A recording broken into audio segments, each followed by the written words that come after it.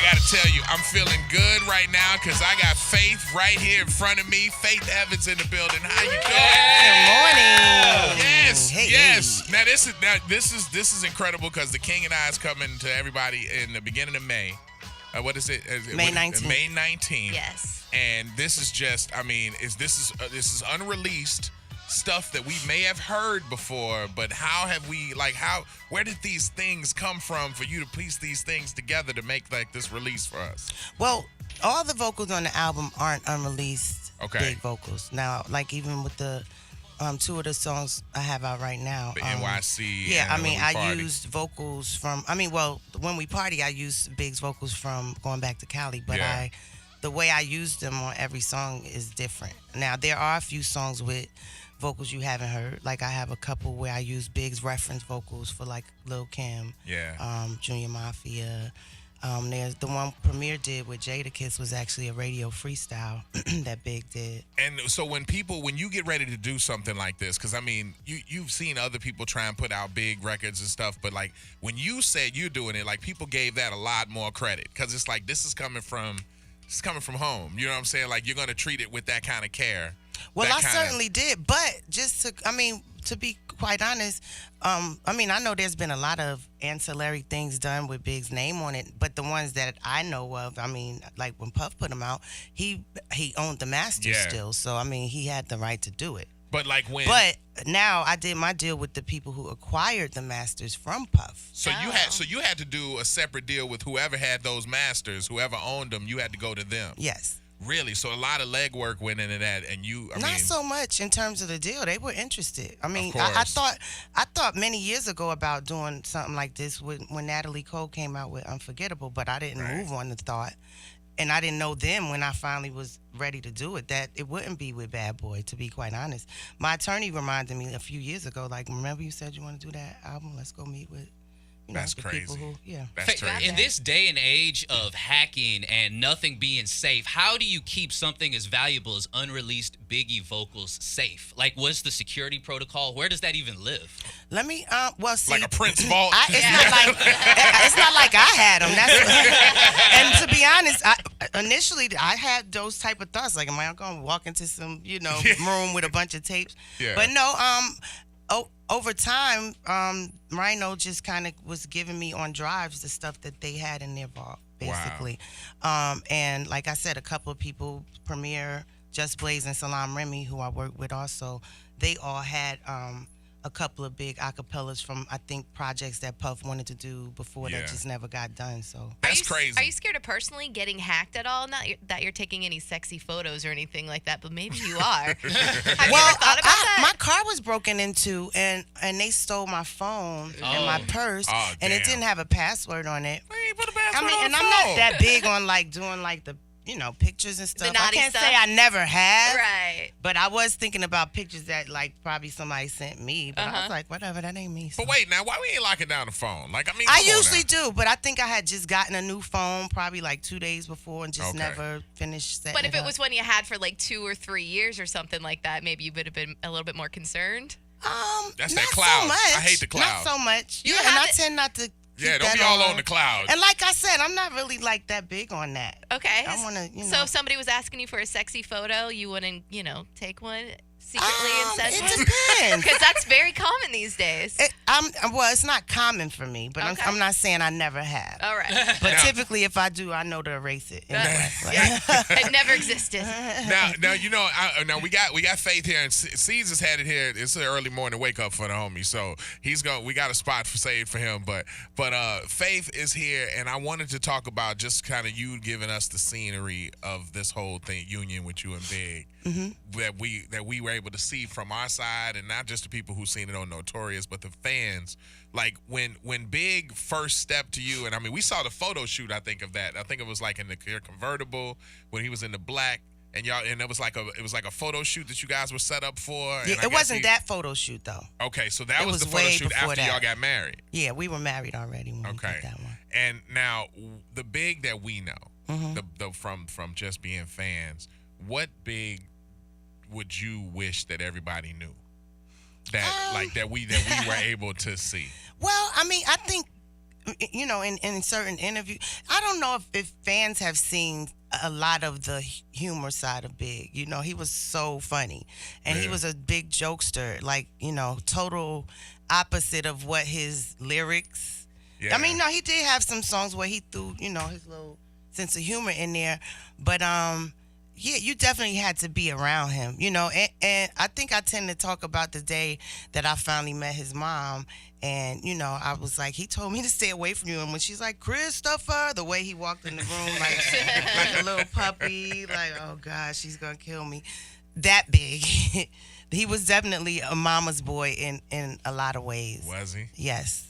He definitely cared about what she was going to say about stuff. So being tough, like, because, I mean, that was kind of Big's MO. Like, even when you heard the lyrics and stuff, it was like you didn't want to cross Big. So to hear he had this comical side, or to hear he was, like, wilding out or whatever, is, like, you know, funny, because we never really did see that. You saw it on the videos, and you're like, damn, Puff got him to laugh. Like, you know, he probably got Puff to laugh. I'm just saying, that's all he did was joke all the time. That's probably how we bonded. Back to that photo shoot, how we actually got together. He asked me, could I give him and the guys a ride back to Brooklyn, because I had my homegirl with me who I was taking to Brooklyn. And I said yes, and immediately it was just jokes. So and see, that's how you get I'm pretty the girls. funny myself, so I jumped right in and I had jokes too, and you know, knew my way around Brooklyn already from going to different churches. And he was like, how you know your way around Brooklyn? What, were you scared being a girl who had been known to be like singing in churches and everything else, to be like rolling with Big? Like, I mean, in this whole crew? Like, oh, you no. know, like, No. But I mean, I fit right in. I'm still from the hood. It ain't, I mean, I definitely grew up in church, but I mean, that's one day out of the week. I mean, no, I had to go to church quite a bit, but I mean, I went to elementary school that had this gifted and talented program, and it wasn't in my neighborhood. So, I mean, I went to school in the projects because it was a public school that just had this special program. So, I mean, and my grandparents who raised me, they raised a gang of, adopted a bunch of foster kids, raised like 100 foster. So, throughout my years growing up, I mean, all of them went to different schools throughout the city of Newark too. So I mean, I just knew everybody anyway. Faith Evans is in the building with us, man, giving us the tea. Faith, I just came across a song a couple of days ago, and it's been on repeat ever since. It's called the 10 Wife Commandments. Hey, you flipped that so well. How did that record come about? When did you first have like the inspiration to create that? Well, that was actually one of Big's 10 Crack Commandments. I always thought, okay, whenever I do get to do a project like that, that would be one I wanted to do and call it 10 Wife Commandments. So I kind of had the, the thought of flipping it in the title, but I had no idea what the commandments would be until I actually started working on the song. Some of the examples are tell him you love him before he steps out the door. For real. Which Please is really do that. important. Please do that. Gotta wear the pants in the family, right? That's really important to you? Well, I said it in the sense of I think the complete statement is what makes it, you know, gotta let him wear the pants. You be the lady and you be a lady and let him be the man. And like meaning, running you the know, house. sometimes people be trying to be all bossy and stuff today. See, I don't need that. Now, don't get me wrong. I mean, I think there's a way to I check had you on my your side. mate. You know what I'm saying? But at the same I thought I time, had Faith co-signing it. I was like, she left me. She's like, but wait, hold up now. and just let me clarify. It's not like I made these.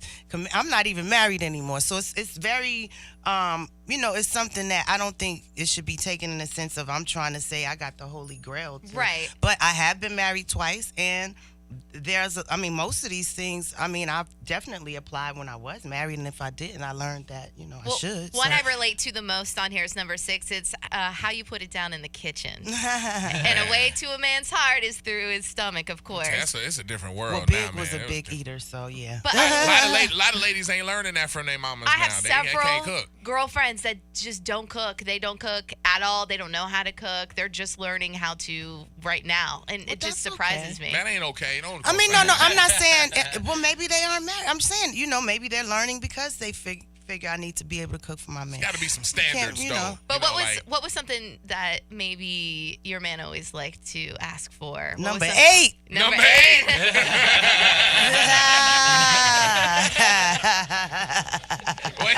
Wait now. right, wait. I got to talk about this because you mentioned the wedding, and I got to tell you, I made this. I got married, and congratulations. Now this was years ago. I'm whatever. All right, so that ain't the thing. I don't want you to, because everybody be like, oh, but you got to give everybody a gift. And so I made a CD, and I like produced a CD and all this stuff, and I put the first song, which was my wedding song, the first dance was "Kissing You." Oh. First dance when I got married was that. Oh my God. Like, that was such a beautiful song. And it's like, you just killed and murked that song. And I was like, when I first step up with my new wife, I want this to be the joint. And it opens the CD. And everybody walked away with that. To know. Like, I mean, and I printed out the lyrics because it was so important. Like, it was beautiful, but it's like, it was just so on point. Thank you. And I think it's like one of the best quintessential like love songs. Thank you. Shout out to Babyface. Shout out for real. Like, how is that working with Face? I mean, like. I mean, I mean, I was very intimidated the first time when I did the Never Let. I think this was after Never Gonna Let You Go. Right? Yeah. And then I'm always kind of nervous when I have to record or sing with people that I, respect. It's really strange. Like, I just clam up. And I was in the booth, like, with the lights off, all nervous singing, and I realized they had a camera in there, so I had to loosen up. But like when you get with somebody like that, who, I mean, because you recorded with so many people and so many greats that we look at, we like, oh wow, and then I was nervous every time. Really though? Yes. I mean, because like, I ain't even gonna lie to you. Most of the time I'll be like, because I'm so used to recording my stuff and just being by myself, I'll be like, I know you're gonna think I'm bugging, but you mind leaving out while I do this part? Because I'm kind of nervous. Really? They be like, Faith, you gotta be kidding me, Faith. Because like, as big as your voice is, and it's like, you're Faith Evans. You can't be shy. I can't even really. I don't know. I can't even stop it. I'll be like, what is wrong with me? Like, I can't even control it. It's very weird. You get nervous? It's very so crazy. Nervous. Around people that I, But you don't get nervous going up on stage. No, it's easier to sing in front of a big audience. Yeah. Than three people in the booth. Like, like, can you punch that again? Especially, and I guess because I look at it as my work, and I'm so used to just doing it and being alone and, not really tripping off of anybody. I got to tell anybody who ain't up on it, I mean, if you got that, you still making them pause tapes, if you're making a little tape, a little sound, a little playlist for your girl, put Kissing You on. All right, wait, let's get this NYC bumping right here. It's Faith Evans and Big and the homie Jadakiss right here. You know what it is. Miss Faith Evans in the booth.